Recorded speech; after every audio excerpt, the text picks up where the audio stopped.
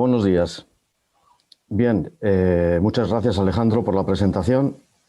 Y me ha tocado la parte práctica. Vamos a ver justamente todo lo que nos ha dicho Antonio sobre el diseño, lo vamos a aplicar en las obras. Una vez que terminé esta presentación me di cuenta que lo que había hecho era una recopilación de anécdotas, curiosidades que me he encontrado en todas las obras y que me ha servido para tener un hilo conductor en la presentación y, digamos, hacer las recomendaciones que nosotros como fabricante hacemos a los clientes cuando están haciendo sus obras y que visitamos frecuentemente.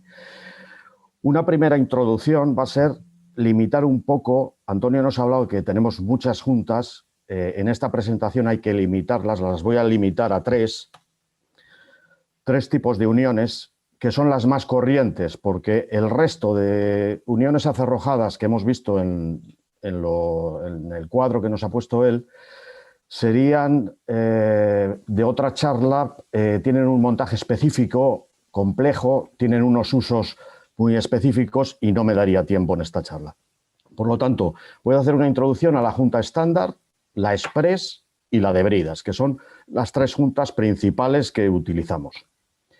La junta automática estándar. Perdona, Fernando, no sé si te has olvidado de compartir la pantalla, quizás.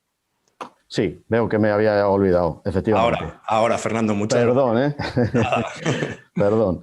Bueno, realmente no había nada más que estaba hablando sobre la presentación, o sea, sobre la carátula. Bien, esta sería la primera junta, la junta estándar, que la llamamos automática porque la estanqueidad la logramos exclusivamente enchufando el extremo liso en la campana del tubo. Como veis, el perfil de la junta es bilabiado de tal manera que a mayor presión interna, mayor presión de contacto en estos dos laterales de la junta contra el asiento de la junta y contra el extremo liso. Esta junta la utilizamos en tubos y accesorios. Cada vez más se utiliza en accesorios, más que la junta express. Luego veremos por qué. Y tiene una peculiaridad esta junta, y es que tiene mucha desviación angular. Esta desviación angular tiene que estar avalada por un ensayo tipo, un ensayo de prestaciones que la norma 545 contempla en 3 capítulos, nada menos, y que es un ensayo con tolerancias a menos, con cizalladura, con giros de estos ángulos y que, lógicamente, tiene que estar certificado. Certificado cada tipo de junta por estos ensayos tipos. Bien, lo que buscamos con esta desviación son precisamente estos desplazamientos. Como veis, los 5 grados hasta 300 nos darían en tubos de 6 metros 52 centímetros de desplazamiento y en tubos de mayor de 600, que tienen 4 grados hasta 1200, nos darían 49 centímetros. O sea, estamos en el entorno de 50 centímetros de desplazamiento. ¿Para qué? Pues para esto. El tubo en sí, en sus 6 metros, tiene una resistencia mecánica muy fuerte. Aquí tenemos un tubo cargado en un punto, con 1 tonelada casi, que si soltamos esa carga, el tubo recupera perfectamente. Luego tenemos una estructura de 6 metros muy resistente. Pero si contemplamos todos los tubos unidos y lo que contemplamos es una canalización, en esta fotografía vemos que el tubo en sí aguanta perfectamente un golpe de un accidente, pero que a la vez las juntas toman la desviación angular hasta el límite que tienen, que es bastante grande, y el tubo sigue sin fugar. ¿Esta fotografía qué nos dice? Pues esta fotografía nos indicaría que estamos transportando agua con una viga flexible que tiene, digamos, unos momentos flectores rotos cada 6 metros y que, por lo tanto, porque si esta tubería la hiciéramos en acero, sí hubiera roto, por alguna soldadura seguramente, y lo que hemos hecho es romper el momento flector cada 6 metros y se ha comportado como una cadena flexible, que cada eslabón es muy fuerte, pero a la vez no se opone en un momento largo a un esfuerzo como pueda ser un accidente. En estas otras fotografías, la de la izquierda, por ejemplo, veis que se colocó una tubería provisional para dar servicio al pueblo más cercano, en la que se dejó aérea y en la que cayó parte del talud de la carretera, golpeó los tubos, las juntas tomaron su desviación, pero la tubería siguió dando servicio sin ningún problema. Esto es tener la tubería sin tomar la desviación y dejar que esas juntas se comporten según la evolución del terreno. Imaginaros que se queda la tubería completamente descabalgada por debajo, pues aguantaría hasta el giro de esos 4 grados o esos 50 centímetros que decíamos. O bien, en la fotografía de la derecha, podemos ver que las tomamos previamente. Bueno, esto es una zanja como las que ha dicho Antonio, que sería del caso -2 más bien, porque es un terreno con, ya veis que piedras, pero este terreno en teoría es bastante coherente y por lo tanto lo que hacemos es evitar codos tomando previamente las desviaciones angulares. Cualquiera de las dos situaciones es válida. La siguiente junta, la junta express, la llamamos mecánica porque la estanqueidad la hacemos nosotros apretando los bulones. Esta junta tiene mucha menos desviación, pero no nos importa porque solo la tienen los accesorios y por lo tanto no es necesario desviarlas. ¿Cómo se comportan estas juntas? Porque hemos dicho que el tubo tiene una resistencia tremenda y la pregunta de todos los clientes normalmente es, pero ¿y las gomas tienen esa resistencia? Las presiones de las que nos hablaba Antonio, por ejemplo, ¿las aguantan estas juntas? Bueno, pues hacemos un ensayo. En esta bancada veis 2 tubos enchufados que tienen la junta en medio y hemos puesto la junta estándar, lógicamente, en su asiento y hemos cerrado por los extremos con 2 juntas express que no tienen la geometría de un enchufe de un accesorio, tienen otra geometría, pero nos sirve para probar las gomas.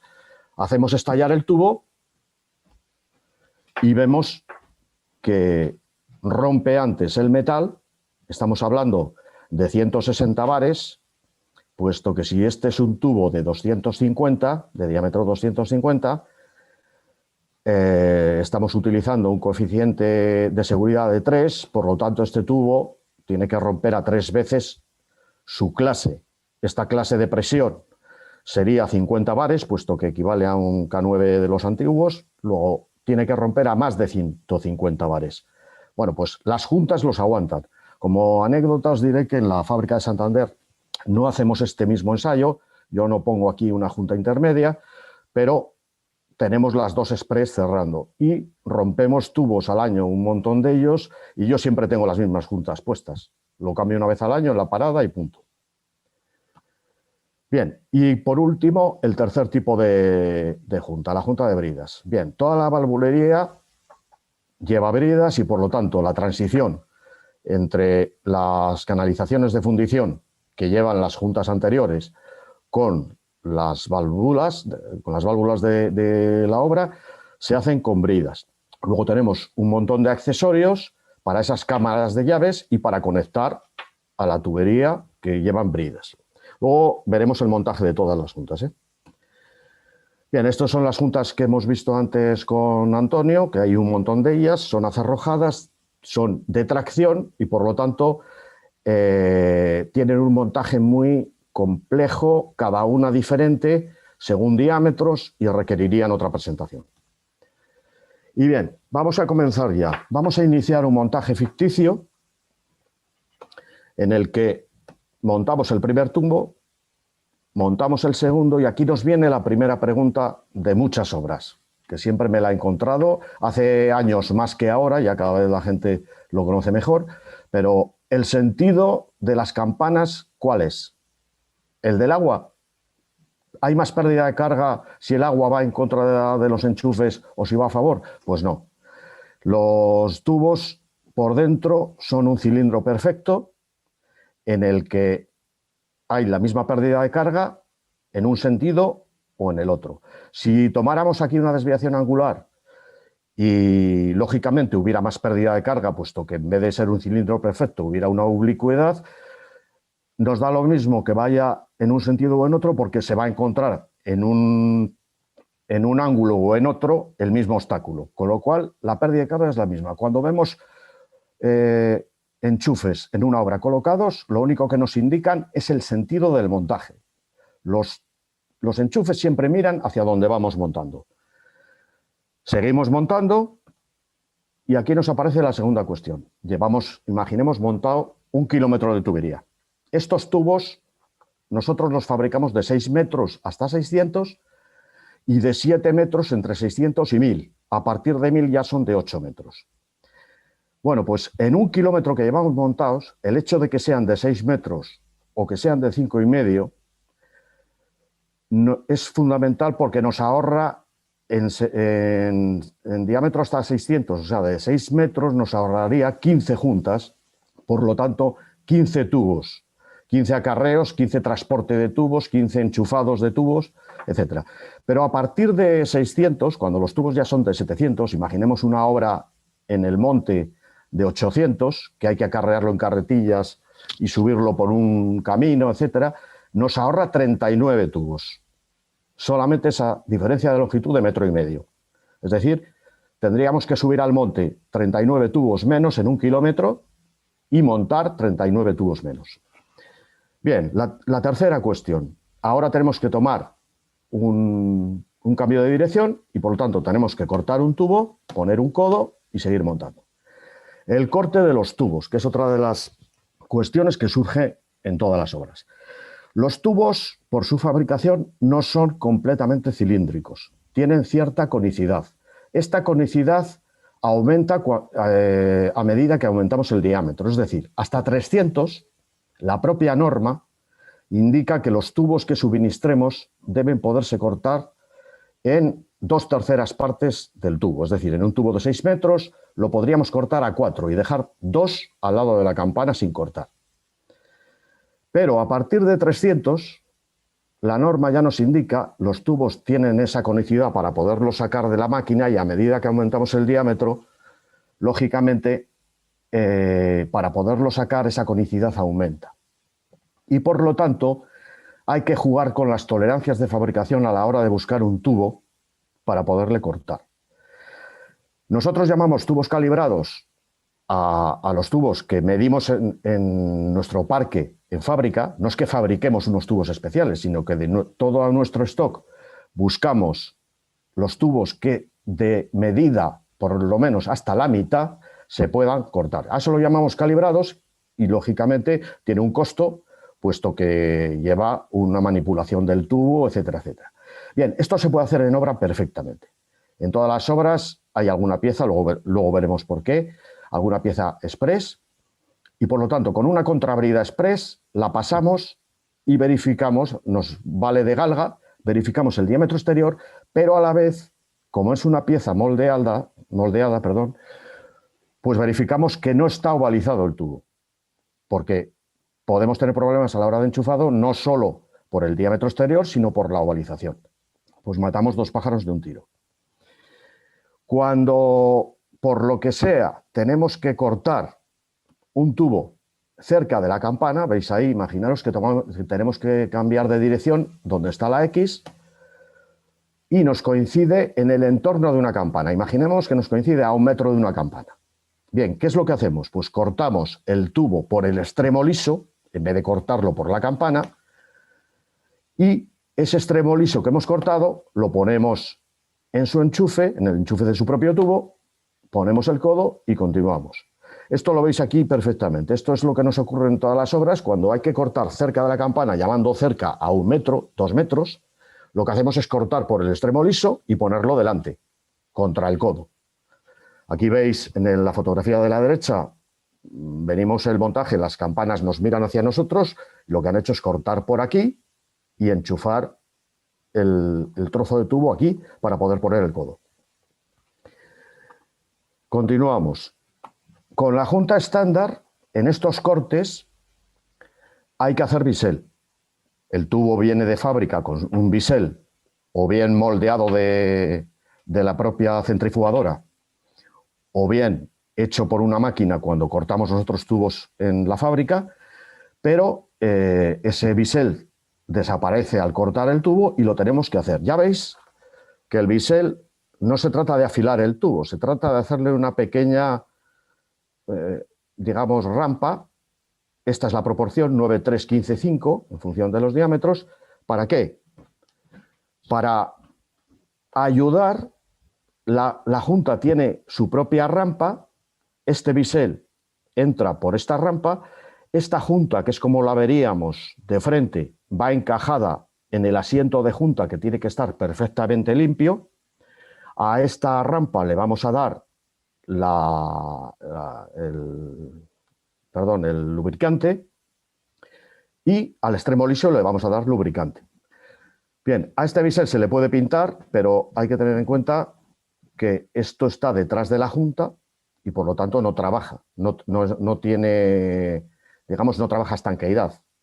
Luego, simplemente con pintarlo con la propia pintura que suministramos con la tubería, la propia pintura de la tubería es suficiente.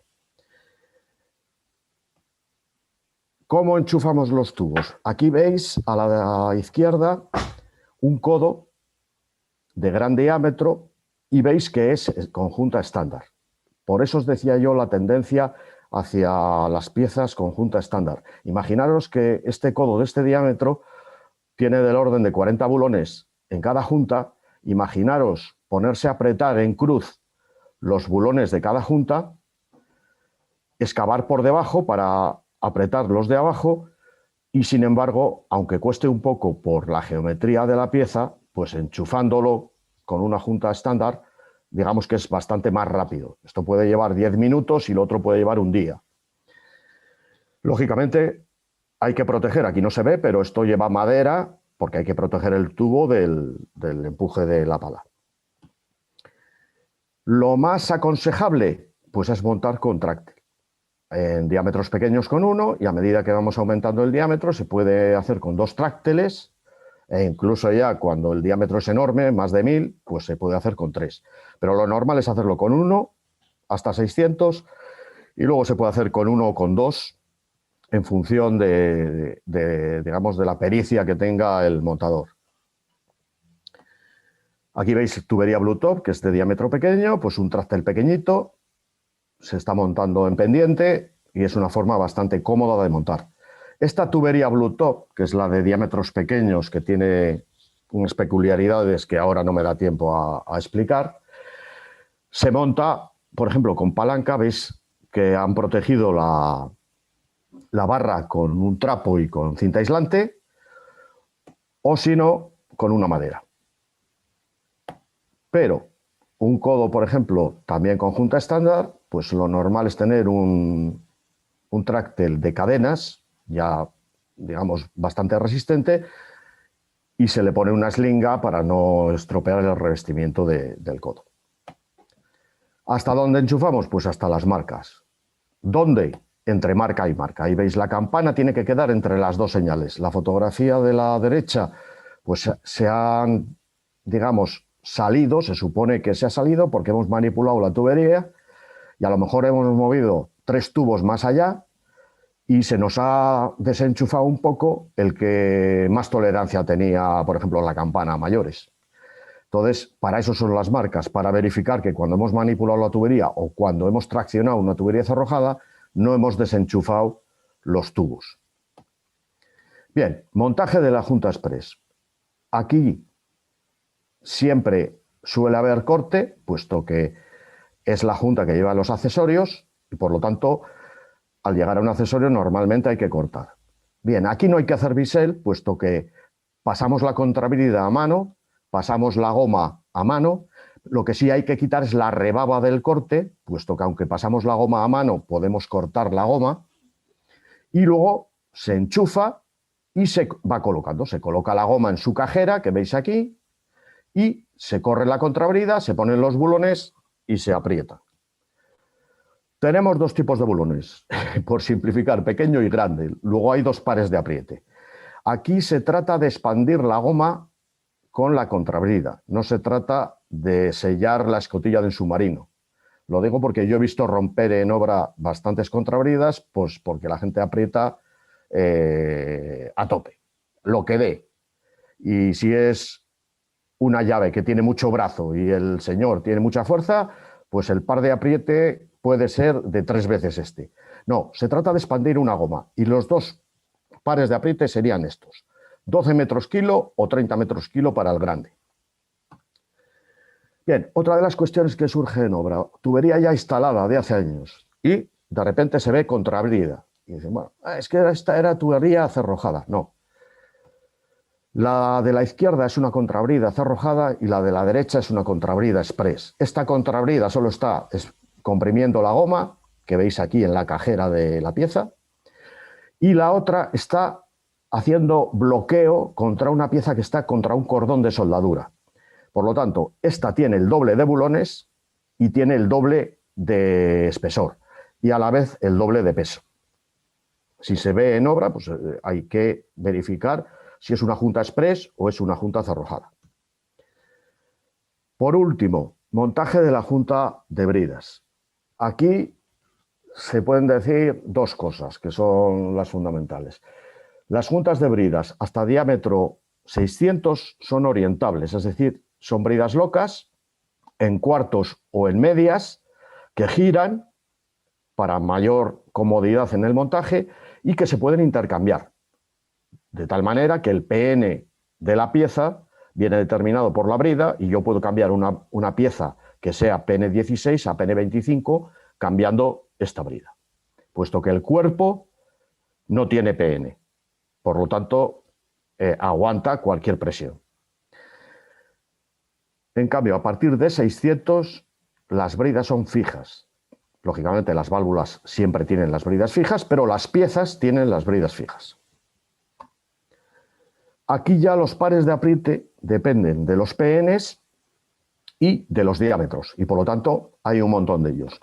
Nosotros no suministramos ni la tornillería ni las juntas. Ahora bien, sí recomendamos que en presiones de presión mayores de 16 usemos juntas de elastómero con alma metálica. En el mercado hay todo tipo de juntas, hasta de cartón. Bien, es mucho mejor una buena junta de cara al futuro que poner una mala junta en todo un piecerío, digamos, de una arqueta o de una cámara de llaves que lleva un montón de bridas. Luego ya la tornillería ocurre lo mismo, hay cantidad de calidades y en función de la calidad de la tornillería, esta junta será más autoportante o menos y más resistente a cizalladura o menos. Y vamos a empezar a ver los accesorios y su montaje. Bien, esta fotografía la pongo porque la fundición dúctil tiene una característica que no tiene ningún otro material, y es que yo puedo hacer toda la conducción, toda la canalización con el mismo material. Con plástico, con acero o con hormigón se pueden hacer tubos, pero normalmente el resto de los accesorios que lleva una canalización, válvulas, conexiones de todo tipo, etcétera, al final se hacen de fundición dúctil. Pero, sin embargo, nosotros aquí tenemos una coherencia total. Todo este material nos va a durar el mismo tiempo. Si tiene una longevidad X, lo tendrá en su conjunto, porque hasta los bulones son de fundición. Y la única variación son los elastómeros, que es al segundo material que prestamos más atención con un laboratorio de elastómeros propio para que tengan una calidad y una durabilidad coherente con la fundición.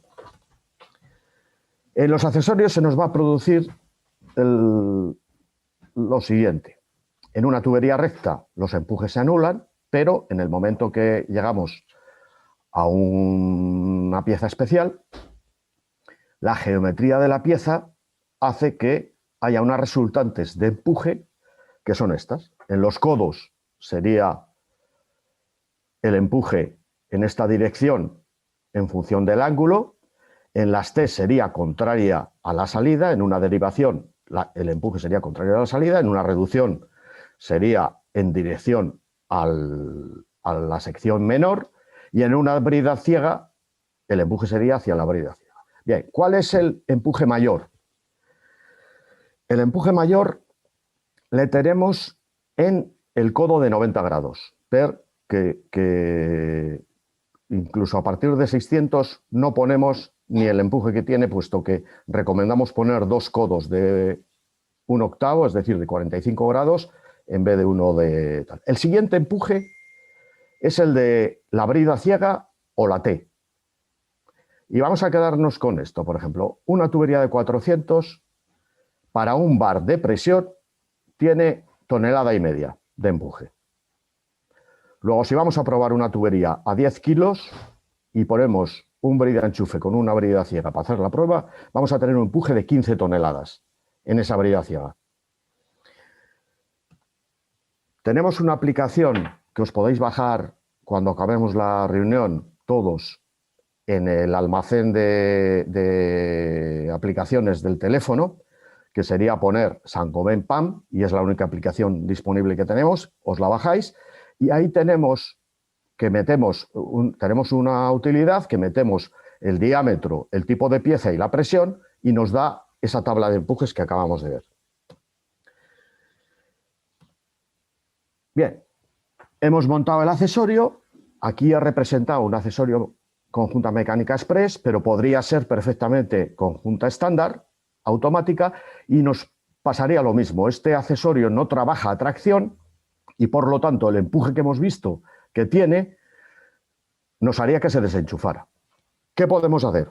O bien poner tubería cerrojada, que no lo podemos ver, pero habría que acerrojar un tramo equivalente al empuje para que en peso y rozamiento nos equipare ese empuje y nos lo sujete, o bien ponemos un bloque de contrapeso detrás del codo.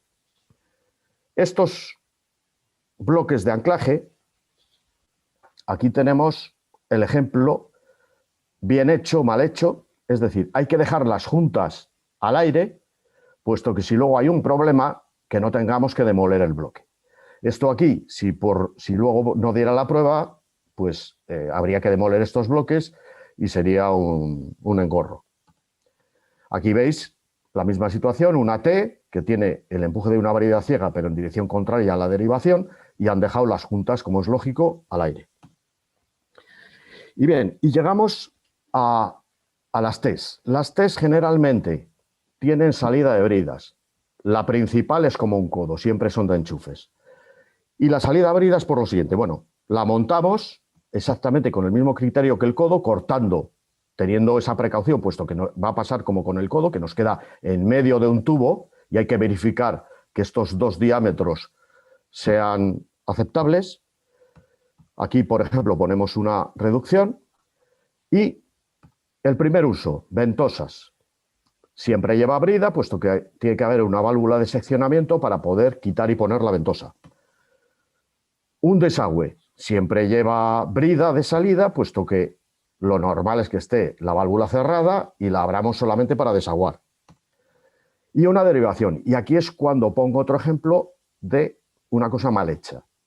Esta T, que no lleva brida, por lo tanto esta derivación siempre va a estar en servicio, pues no tiene sentido ninguno haber puesto aquí una T con salida brida y luego un brida enchufe, sino que tenemos esta T con salida de enchufe y aquí habría que haber enchufado un tubo directamente.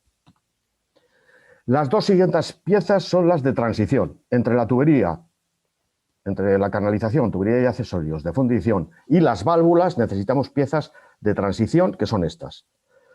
Imaginemos que tenemos que poner una válvula ahí. Vamos montando tubería y entonces cortamos el último tubo a la medida de donde tenemos que poner la válvula, ponemos un brida enchufe, ponemos la válvula, ponemos otro brida enchufe y salimos con el tubo. Ahora bien, que la válvula puede ponerse un poquito más adelante, un poquito más atrás. ¿Qué vamos a hacer? Pues montar, no cortar el tubo y nos ahorramos un corte, tiempo y dinero. Ponemos un brida liso, que es esta pieza de aquí abajo, ponemos la válvula, ponemos un brida enchufe, que es la de arriba, y seguimos montando. Bien, Siguiente accesorio. Este es el manguito que más utilidades tiene, siempre es express, y yo en todas las obras recomiendo que desde el principio se tenga uno en obra. Primero, la contrabrida nos va a servir para calibrar los tubos que vayamos a cortar. Y segundo, vais a ver las utilidades y es la pieza más versátil de todas las que tenemos. Tiene una peculiaridad sobre el resto de las piezas y es que es pasante por los tubos. Este diámetro es mayor que el tubo y por lo tanto corre por el tubo. Por lo tanto, siempre es express. No se puede hacer con juntas automáticas. Luego, esta pieza siempre va a llevar contrabridas. Y va a tener los siguientes usos. Unir conexión a canalización ya instalada. Por ejemplo, yo aquí he representado una arqueta ya construida y vamos montando tubería. Pero esto podría ser otro tajo de tubería ya montada previamente. Vamos montando. Esta arqueta, si dentro tiene toda la valvulería de bridas, pues va a tener sus dos pasamuros, con brida, lógicamente, y entonces a esa brida le vamos a poner un brida liso. Al último tubo que enchufemos, que nos quede más cerca del brida liso, medimos desde la campana hasta el brida liso y cortamos. Bien, ¿qué pasa? Que lo que metamos, lo que enchufamos en esta campana se nos separa del brida liso. Pues lo cerramos con un manguito. A continuación ponemos un brida enchufe y seguimos montando. Aquí lo tenéis. El pasamuros está embebido en el muro, no se ve. Detrás del pasamuros han puesto un codo de bridas. Al codo de bridas han conectado un brida enchufe, en este caso es acerrojado, y ya continúan con la tubería, que el codo también es acerrojado. Otra utilidad del manguito. Una tubería existente que puede ser antigua, como es este el caso, o puede ser de nuestra propia obra, que simplemente nos ha dicho el director de obra que tenemos que injertar una T en un sitio que no estaba previsto, un desagüe o una ventosa o una derivación que no estaba prevista y teníamos ya la tubería instalada. Pues bien, el manguito nos sirve para injertar. Cortamos por aquí, este carrete de tubo lo apartamos, enchufamos la T, medimos desde la T hasta donde hemos cortado y cortamos ese carrete a esa medida, lo metemos aquí, enchufamos y lo que entra aquí se nos separa aquí. Corremos el carrete y ya lo tenemos cerrado, ya tenemos hecha el injerto de la T. ¿Para qué más sirven los manguitos? Por eso hay que tenerlos siempre en la obra, al menos uno. Pues para reparar fugas. La fuga se da cuando menos lo pensamos y se nos da cuando hacemos la prueba hidráulica. Pues tener siempre previsto un manguito para reparar. La fuga más corriente sería, que es la que se da más habitualmente, en una campana, en el enchufe, y es una junta arrollada, normalmente.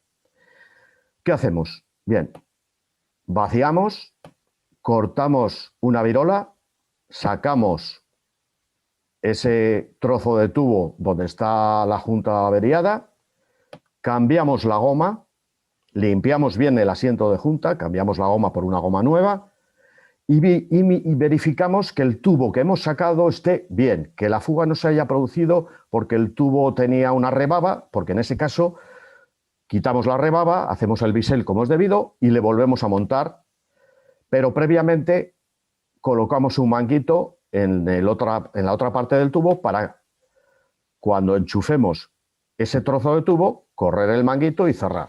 Por lo tanto, ya tenemos, digamos, reparada la avería. El otro tipo, bueno, esta es la goma como la vemos normalmente en una fuga de este tipo, pellizcada. Aquí veis la marca que deja el pellizco. Veis que aquí ha empezado a doblarse en la cajera. Este es el asiento y ha salido de la cajera y se ha pellizcado y aquí ha pellizcado el tubo.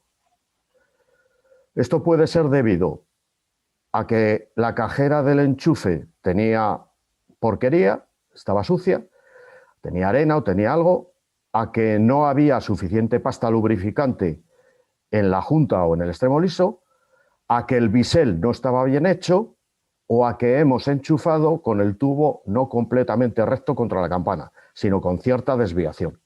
Cualquiera de esos motivos nos hace tener una fuga. Aquí veis la fotografía de lo que os decía. Se corta la rodaja, ya tenemos espacio para tirar de este tubo y desenchufarlo. Veis que la fuga se dio aquí. Como hemos dejado la junta al aire, pues nos permite ver el enchufe por dentro, ver qué ha pasado, cambiar la goma. Y si este tubo está bien, le volvemos a enchufar y cerramos aquí con un manguito.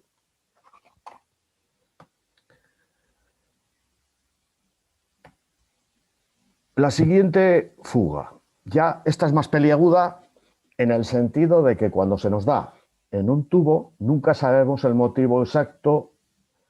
Siempre está la duda de una grieta, un golpe, quién se le ha dado, pero lo que no sabemos es que un tubo golpeado, cuántas grietas puede tener y a cuánta longitud puede afectar esta fuga que vemos en un punto. Puede ser que el tubo la tenga en otro sitio que saldría más adelante con más presión. Por lo tanto, aquí lo que hacemos es cambiar el tubo entero. Hacemos lo mismo, cortamos otra virola para tener espacio para desenchufar, le quitamos el tubo entero y otro tubo nuevo le cortamos a la mitad, enchufamos en los dos extremos y colocamos el manguito. Aquí lo veis, están troceando este tubo, no me digáis muy bien para qué hacían tanta ventana, pero de lo que se trataba era, estos triángulos es para poder tirar y desenchufar, porque esto ya tenía su tiempo, la pasta estaba seca y desenchufar este tubo iba a costar bastante, entre otras cosas, porque era acerrojado. Cámaras de llaves o arquetas. Bien. Hay varias formas de enfocarlas. Esta con pasamuros. Veis que todas las válvulas llevan su carrete de desmontaje, su tornillería y sus 4 pasamuros, donde si abrimos o cerramos estas válvulas, los esfuerzos se nos van a transmitir. Aquí veis la anchura que vamos a dar del pasamuros completo para que nos sujete los empujes que hemos visto que pueden ser tremendos. Otro sistema sería, que veis este otro, que es tubería acerrojada, hasta la misma válvula, esta campana es acerrojada. Aquí han puesto un carrete de bridas para poder tomar un poquito de longitud y que la arqueta sea un poco más grande. No sé exactamente el motivo de esta pieza, pero bueno. Este brida liso es acerrojado también. Lleva un cordón de soldadura y esto es acerrojado, y ya veis que la pared de la arqueta es muy débil, puesto que no tiene ninguna misión. Esta tubería está en tracción completamente, hay que traccionarla, y esto va a soportar el empuje de la válvula cerrada en una dirección o en otra, en función de estas juntas acerrojadas tensionadas. O lo que ocurre en la mayoría de las obras, que tenemos aquí, veis esta fotografía de la derecha, que lo que hacemos es sujetar a la solera, pues o bien las T's, o bien el codo, o bien estos bridalisos de entrada y salida. Se puede sujetar en función de la descomposición de empujes, se hace un cálculo y se ve exactamente qué es lo que sujetamos. Aquí lo veis, lo han sujetado a la solera. Aquí tendríamos, si esta válvula está abierta, lógicamente esto es una derivación en servicio, luego el empuje le tendríamos hacia la derecha. En el momento que cerramos esta válvula, ya es una brida ciega, tenemos el empuje hacia atrás de una T y el empuje hacia adelante de una brida ciega. Los dos empujes se compensan. Aún así, ellos lo que han hecho es, este zuncho entra también por atrás a la solera y lo que han hecho es sujetar la T para que en un sentido o en otro quede bien sujeta. Aquí tenemos una ventosa. Las ventosas se comportan como una válvula cerrada, puesto que el flotador está cerrado y por lo tanto el empuje sería de la T hacia abajo, normalmente. La ventosa está puesta hacia arriba y por lo tanto, al ser, perdón, lo estoy diciendo mal, sería un empuje hacia abajo de la derivación, puesto que esto tiene bastante altura, y un empuje hacia arriba del flotador cerrado. Luego, entre uno y otro se compensan. Y vamos a ver por último ya, porque veo que me he pasado un poco del tiempo, la prueba de presión. La prueba de presión, montamos la tubería, vamos montando y tenemos una zona alta y una zona baja. Tapamos con un brida liso en la campana que tengamos y con un brida enchufe en el extremo liso que tengamos. Cerramos con 2 bridas ciegas y en la parte alta de la conducción ponemos un grifo, una válvula pequeña, y en la parte baja un manómetro y la bomba. Un bombín, generalmente suelen ser manuales porque son más controlables y permiten ir metiendo presión poco a poco. Y lo que vamos a hacer es, con todo abierto, todos los desagües que pueda haber, todas las ventosas abiertas, ventosas por el camino. Hay una discusión siempre en las obras si se dejan o se quitan por el hecho de que la tubería todavía no se ha hecho la limpieza y se pueden, digamos, que obturar un poco las ventosas, pero si ponemos una ventosa de 3 funciones, el flotador de gran diámetro, que es el que nos sirve para evacuar el mismo caudal de aire que caudal de agua metemos, pues lógicamente tiene un paso muy grande que, a no ser que subieran piedras muy grandes, no se obstruiría. Con lo cual, si están colocadas las ventosas, lo lógico es usarlas. Si no, lo que se puede hacer es anularlas, se quitan y se abren las llaves que tienen debajo y se abre todo para que vaya saliendo el aire poco a poco a medida que llenamos muy lentamente. La tubería hay que sujetarla, aquí veis, se caballetea y se dejan las juntas al aire. ¿Para qué? Para, si hacemos una prueba mayor de 1 kilómetro, pues luego buscar una fuga es muy complejo y por lo tanto es mejor tenerlas al aire. En caso de que no se pueda, que haya que tapar por motivos de obra civil, que no se puede dejar destapada la tubería mucho tiempo, pues yo aconsejo hacer las pruebas más cortas, de recorridos de 500 metros o 1000 metros, para poder buscar una posible fuga con más facilidad. Anclamos los extremos. Veis que aquí nos coincide que es la parte baja, por lo tanto hemos empezado a montar la tubería, puesto que aquí está el extremo liso, por la parte baja de la conducción. Y aquí vemos el manómetro y la bomba. Lo anclamos, veis que este anclaje es bastante sui generis y este es uno muy corriente. Observar, esto es muy importante, los laterales. Aquí estamos sujetando un empuje de los empujes que hemos visto antes, pero las juntas tienen una desviación angular y aunque tenemos la tubería sujeta por arriba, puede oscilar en el plano horizontal. Por lo tanto, hay que sujetarla con puntales laterales. Cuando nos vamos a diámetros enormes, con presiones altas, veis los chalés que salen para sujetar una brida ciega, para hacer una prueba. Es más aconsejable acerrojar, pero esto, como os digo, no se trata de acerrojar solo esta pieza, hay que acerrojar una longitud equivalente al peso y rozamiento que nos sujete todo eso. Por lo tanto, hay que acerrojar unos cuantos tubos antes. Si no hacemos esto bien, como es el caso, aquí han querido sujetar la brida ciega con las maderas que aportamos nosotros en los camiones, veis las cunas, que es madera buena, pero no tanto. Y esta tubería es de 400, os decía que recordara, y se probó a 10 bares, y se probó por la noche, estaba solamente poco personal y ocurrió esto. Lógicamente, son 15 toneladas. 15 toneladas no se sujetan bien con unas maderas completamente acuñadas de aquella manera contra terreno natural y encima desviadas. Pues lógicamente el tubo giró y marchó todo a hacer puñetas.